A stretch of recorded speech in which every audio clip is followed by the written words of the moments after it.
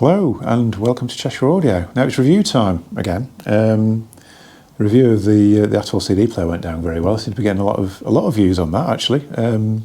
Partly because it's a bit of a weird looking thing. Some people absolutely love it, and some people really don't, which is interesting. I don't read comments, to be honest, but I've been told that in comments there's some very diverse opinions on it. But yeah, it's done very well, that one. Thank you. Thanks for watching.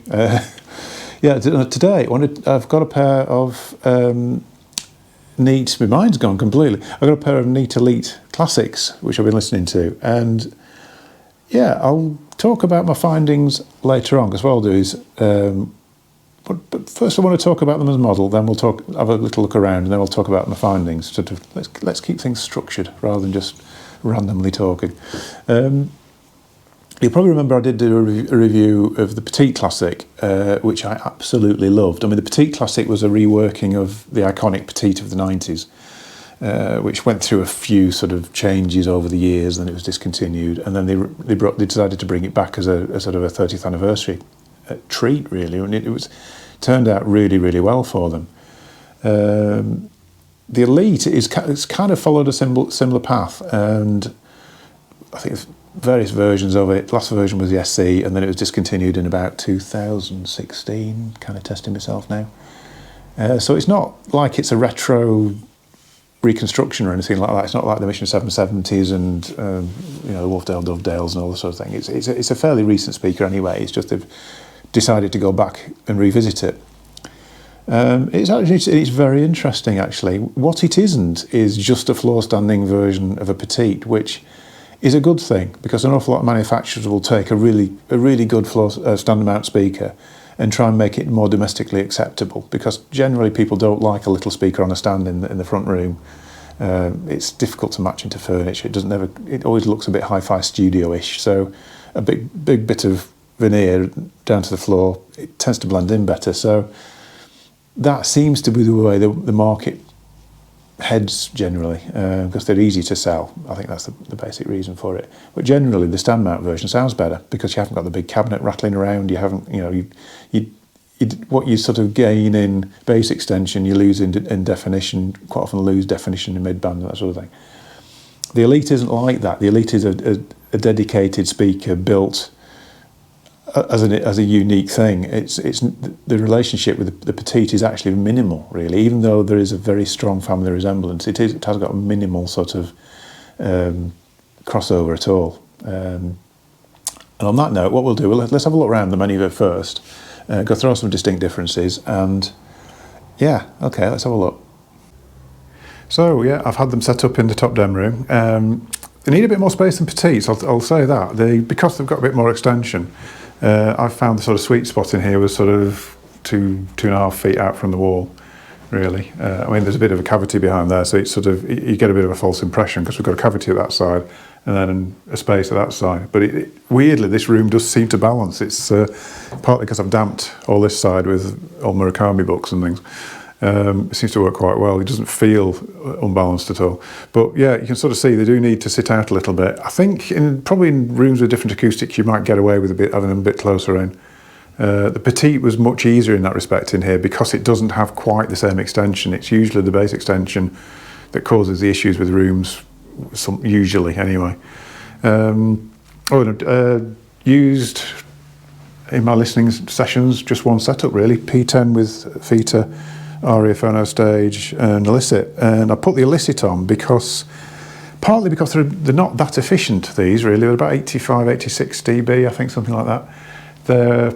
They're rated at 8 ohm, but they do dip to 5, so you need something that's still fairly capable at slightly lower impedances. I mean, that's not really sort of killer sort of impedance wise, but you need a reasonable sort of increase in wattage or whatever at the lower impedance, just to keep things sounding nice and full.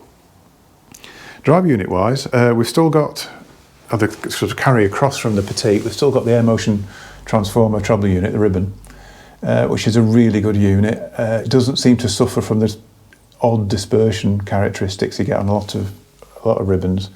There's quite a few speakers out there that really they're great if you can sit on axis, but off-axis, they can sound awful. These don't seem to do that. They do seem to, like the Petite actually. The Petite has got great dispersion. It's very similar to you get from an ordinary dome driver actually in a lot of respects, but just much sweeter and faster and all the things you'd expect from it really. And the bass unit is interesting because the bass unit is not the same as the Petite. It's a bigger driver.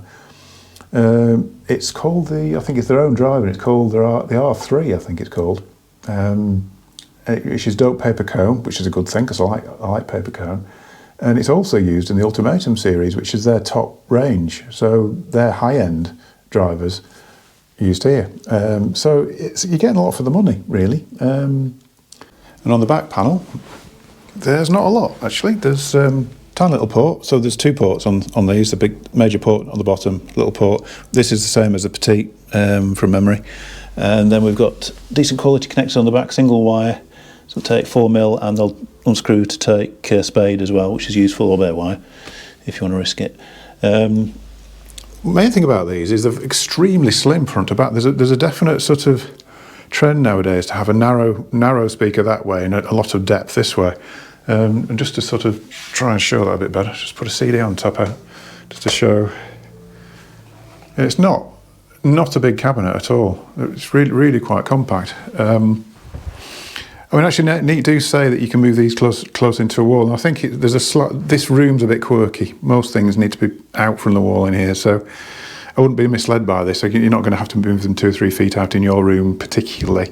Generally, I think if you've got a solid floor and a decent acoustic, you'll be able to move them quite a bit further back than this. Not as far back as the Petite, because the Petite doesn't have the bass extension, so the Petite almost needs a bit of proximity to sort of bolster the bottom end a little bit. These don't need that, so yeah, it's just one of those things with speakers. You sort of choose what suits the room, really.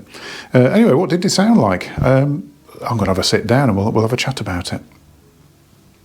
Day 2 of recording. My battery went flat in the camera yesterday. I had 2 very long phone calls with customers, and I forgot to switch the camera off, so it died a death. Sort of mid phone call. I think one was about an hour and the other was about 25 minutes, and it's yeah, no, battery went. So here I am, day 2. Yeah, what did I think of the Elite? Really impressed, actually, and interestingly, because my initial thing with these was they're not really going to be that much better than the Petite, because the Petite is so exceptional for the money. How are they going to build on that? Really, just a bit more bass possibly. But there's so much more to it than that. Actually, I've been really quite bowled over by them. What I'll do is, and it seems to work quite well, this, what I'm going to do is just go through a few of the records I listened to and just sort of talk about my feelings of the tracks I listened to on there, just to sort of try and quantify it a little bit. First one, which might be a surprise to people who know me well, because generally not that keen on 80s music, and I know there's a big following for it, people kind of my age. I sort of feel like I predate that, and the 80s, there was a few decent things then, but generally most of the music I really like is before that, and way after that, if anything. But anyway, even on that note, Thomas Dolby, which is probably 83, is it? 84, that was a good guess, wasn't it? Thomas Dolby, I mean, I tend to use this as a first album. I think I mentioned this before. Dissidence has got a sort of bass guitar, bass drum type intro on something. I tend to use it for setting things up. So I use this to actually set stuff up, get the speakers about the right placement, so you get a nice fast start-stop of the bass drum, and the bass sort of sits where it's supposed to sit. And straight away with that, I thought, actually, there's something special going on here, because these seem to have a much more solidity to the sound than even the Petite does. They're sounding more like things like, probably my sort of favourite small floor stander, Kudos C30, which are a phenomenal speaker for the money. I mean, they're not a big box, but a huge soundstage off them. These are kind of doing something similar. These are a cheaper speaker, and so I was quite surprised by that. Just that sort of effortlessness at the bottom end. Then I went on to another one which I've talked about on here, David Crosby, If Only I Could Remember My Name. A couple of tracks on this. I just played the beginning of, which is, why would you write purple on red so that people with dodgy eyesight can't see it? First 2 tracks on side 1, I think. First one, Bills, and then there's a real acoustic guitar, vocal, lots of vocals in the background, and lots of sort of things flying around in the background, sounds in the distance, all this sort of thing.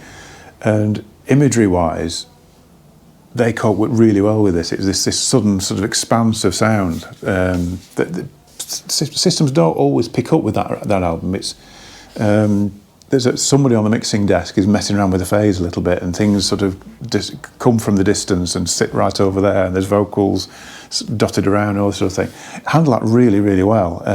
Again, better than the Petites even. The Petites are good at it. Almost ribbon-like sort of feel to the sort of clarity of it. The top end was very easy to position things and very precise. This treble unit, I think, is particularly good. I think that's why the Petites are so good. It just gives you that real insight into things. Also, another one I've featured on the channel before, Joe Jackson.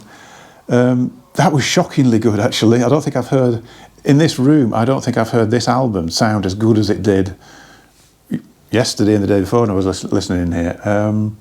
It was live. It was really believable and in the room. And there's one particular track, Be My Number 2, which is sort of very, very well recorded guitar, piano even. Very clear, very precise. You could hear all the sort of fading away of the notes on the piano and everything. And the acoustic of the rooms, because this is recorded in, is it a chapel or a church? Actually, I'm not going to read the notes now, but it's basically a live recording of a session in a big space, and it's very sort of big and echoey and a great acoustic, and it has got a very live feel to it. But with the Elites, it was astonishing. It really was. And whether or not there's a bit of a combination of the Riga stuff with, because the Illicit seems to really suit these. Interestingly, I've noticed with the Motive range that Neat do, they really suit Sugden. Little SX3s and the 2s with a Sugden A21 or a 21SE, it's phenomenal. It's just this lovely open sound. These just seem, I've not tried them with an Athos, but the Illicit, that was such a good combination. It was really took my breath away, actually. And that doesn't happen very often, if I'm honest. Then the usual one, I did listen to more, but these are just sort of highlights. Have I talked about this album here before? It's one of the sort of mainstay audiophile recordings, really. Famous Blue Raincoat, and the track Famous Blue Raincoat. Again, very, very live. Vocals way out front, and there's like a double bass, sort of plucked at and played, whatever. And it's very, very clean and clear. The sort of strings and everything are very clean and clear on it. More so than I've ever heard in here, I think, really. The vocals particularly were really, really in the room. So yeah, do I like the Elites? Yes, I do. I think they're amazing, actually. Really, really amazing. And initially when I looked at these, I thought, these are nearly twice the price of the Petites. I mean, I think they're either 3.2 or 3.5 as opposed to 2,000 for the Petites. And that's a big jump in money. I mean, you're getting a lot more. You're getting the better driver, you're getting a bigger cabinet, there's all this sort of thing going on. But just thinking, are you going to justify that cost-wise? I'd say yes, actually. I mean, I'd almost go as far to say as these might be better value than the Petite. And that's a big statement, really. I think if you're in a restricted room and perhaps a room that has a bit of a bass issue or whatever else, the Petites are always going to be the choice, really. If you've got that bit more cash to spend and your room suits, then these definitely go for the Elite. I really like them. So on that note, hopefully the battery's not going to... How much battery? Oh yeah, I've got a load of battery left. I'm starting to get paranoid about it now. Need to buy myself a little backup battery. I don't know why I'm telling you this.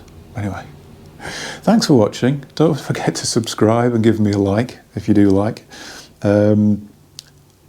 What's coming up? I'm going to do another Tweakry. I've been in conversations with manufacturers about lots of new products, many things. People keep ringing me up and say, do you want to do our products? We're up to about 7 or 8 possible products, manufacturers at the moment, which I need to have a think about, really. One of them is, should I say this or not? One of them's Audiolab. Might do some interesting stuff, Audiolab, actually, but we'll see. If you have any thoughts on that, send me an email. I don't tend to read comments, as you know. If you ever want to contact me, email me on the address to which will follow afterwards. Thanks for watching. I'll see you in a future video.